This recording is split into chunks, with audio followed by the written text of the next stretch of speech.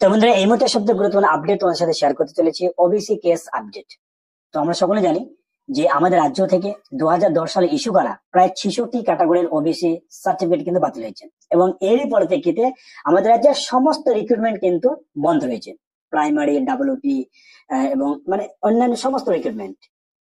এবং তার মধ্যে কিন্তু একটা আশার আলো আজকের এই যে অর্ডার কপিতে কি রয়েছে, যে আর কোনো বাধা রইবে না বা রইলো না আগামী যে কোনো রিক্রুটমেন্টের মানে সম্পূর্ণ বা শুরু করার জন্য। কেননা রাজ্য সরকার বিভিন্ন ভাবে আকার ইঙ্গিতে এটা দেখিয়ে দিয়েছে যে ওবিসি কেস যতদিন না মিটছে ততদিন পর্যন্ত কোনো রিক্রুটমেন্ট করা সম্ভব নয়। কিন্তু এর মাঝে কিন্তু গত 31শে জানুয়ারি একটা এই ওবিসির উপর একটা কেস হয়েছিল, অর্থাৎ ওবিসি সার্টিফিকেটের উপর একটা কেস হয়েছিল, যে কেসে সুপ্রিম কোর্টে কিন্তু সেটা খারিজ করে দেয়।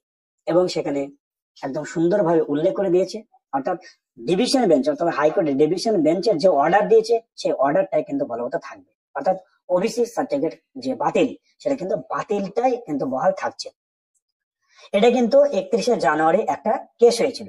এই কেসটা করেছে অবনী কুমার, তিনার কেসটা কিন্তু ডিসপোজ হয়ে যায় সুপ্রিম কোর্টে, যেখানে বিচারপতি ছিলেন অর্থাৎ অনারেবল জাস্টিস ছিলেন বি.আর. গাভাই এবং আগস্টাইন।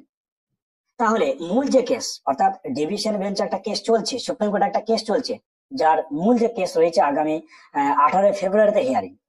আর তার আগে কিন্তু সুপ্রিম কোর্ট থেকে কিন্তু একটা অর্ডার চলে আসছে, যেখানে হাইকোর্টের যে ডিভিশন বেঞ্চ অর্থাৎ কলকাতা হাইকোর্টের ডিভিশন বেঞ্চ যে রায়টা বহাল রেখেছে বা যে জাজমেন্টটা দিয়েছিল সেটাকে কিন্তু বহাল রাখছে। এই কেসটা কি ছিল, যে 2010 সালের পর ইস্যু করা সমস্ত ওবিসি সার্টিফিকেট বাতিল। ওকে, এবং এখানে আরেকটা কথা বলা হয়েছিল, যারা অনগোয়িং প্রসেস বা এর সুবিধা নিচ্ছে অর্থাৎ যারা অলরেডি চাকরি করছে তাদের ক্ষেত্রে কিন্তু এই ওবিসি যে সার্টিফিকেট বাতিল হচ্ছে না।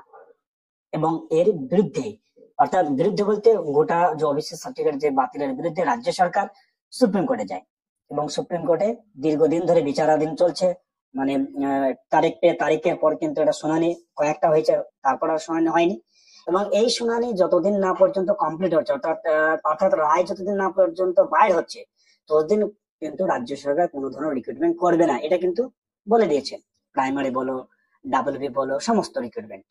তাহলে তার মিডিলেই আরেকটা ওবিসি যে কেসের যে শুনানি বা যেটা যে করা হয়েছিল সেটা কিন্তু ডিসপোজ হয়ে গেল। তাহলে একটা আকার মানে একটা ইঙ্গিত পাওয়া যাচ্ছে যে 18 ফেব্রুয়ারিতে কি হতে চলেছে। অর্থাৎ একই যে সুপ্রিম কোর্ট, সেখানে দুজন বিচারপতি তিনি এটাকে বহাল রাখছেন, ডিভিশন বেঞ্চের জাজমেন্টটাকে বহাল রাখছেন। তাহলে আদার্স যেটা হয়েছে অর্থাৎ মূল যে মামলা, সেটাতে নিশ্চয়ই পুরো যে প্রক্রিয়াটা আবার নতুন করে বা ওবিসি সার্টিফিকেট যেটা আছে সেটাকে একদম বহাল রাখবে এরকম মনে হয় না। তো সেদিক থেকে একটা আশার আলো যে আর রিক্রুটমেন্টের ক্ষেত্রে কোন রকম বাধা থাকবে না বা থাকার কোনো কথা নয়। ওকে, আজকের যে জাজমেন্টটা আমরা সরাসরি স্ক্রিনে চলে যাব, যেখানে যে মূল যে জাজমেন্ট অর্থাৎ যে কেসটা কি সেটা কিন্তু আমরা দেখে নেবো। ওকে, অর্ডার কপি, এই অর্ডার কপিতে কি লেখা আছে একদম আমরা লাস্ট দিকে চলে যাব।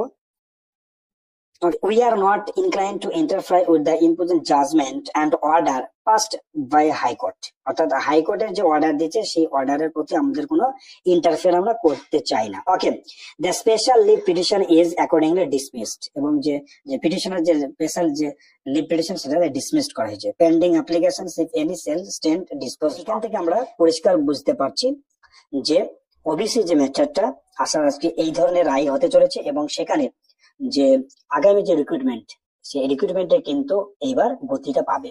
তো এটাই ছিল আজকের গুরুত্বপূর্ণ ইনফরমেশন এবং আপডেট।